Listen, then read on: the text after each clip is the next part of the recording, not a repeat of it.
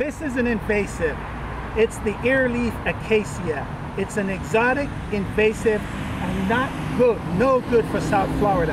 It has taken over much of the natural areas, and today we're going to see what kind of damage it does by moving from an area that's infected with the Earleaf Acacia and into an area only a few feet away, really, that has no Earleaf Acacia.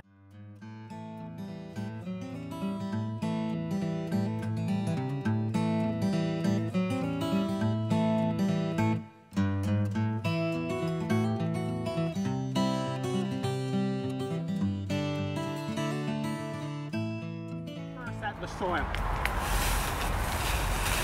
Look what we have here. Nothing but a bunch of Earleaf Acacia leaves. Not supposed to be here under the right condition. Let's try to dig through this.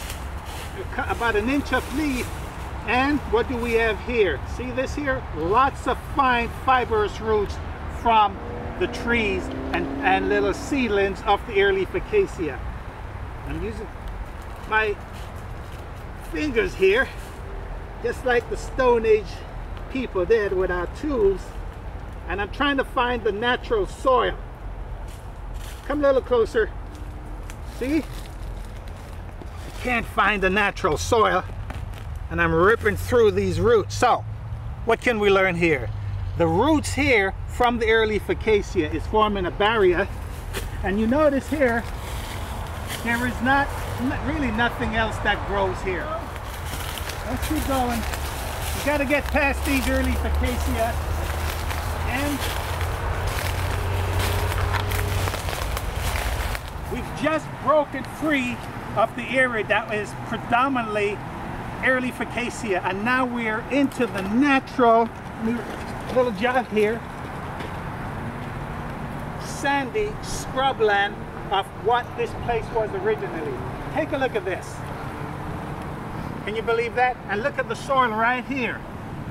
What we have here, you see no Earleaf Acacia litter. Instead, look at this sand. This is the natural soil. There's no competition right here with the Earleaf Acacia. So the floral habitat has to be totally different. And this is really what we want to preserve. This is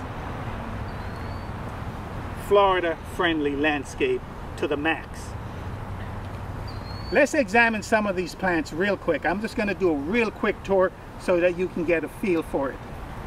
Okay, here is a old faded coastal plain golden aster, and right below it is new growth coming up off the same thing right here. Can you see that right there?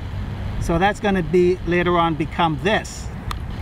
And over here is a small shrubby Florida rosemary, and they're bigger ones, and I'm going to show you a bigger one in a couple of minutes, but this is a small one growing. And right over here, just coming out of the soil right here, just coming out, is a saw palmetto. See that? And of course that will get bigger and can form massive ground covers. As we move down here,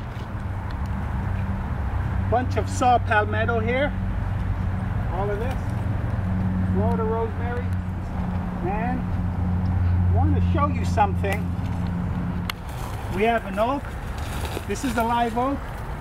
We have more Florida rosemary, and watch it. See this right here?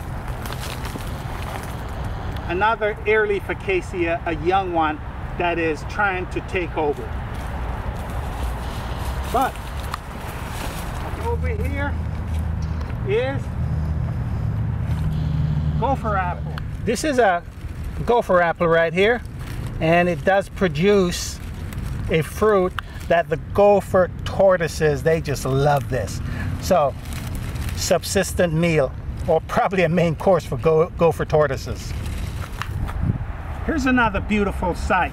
What we have here are some bromeliads that are embedded into the ground, but they probably came from the oak above, fell, and look what we have here. See this?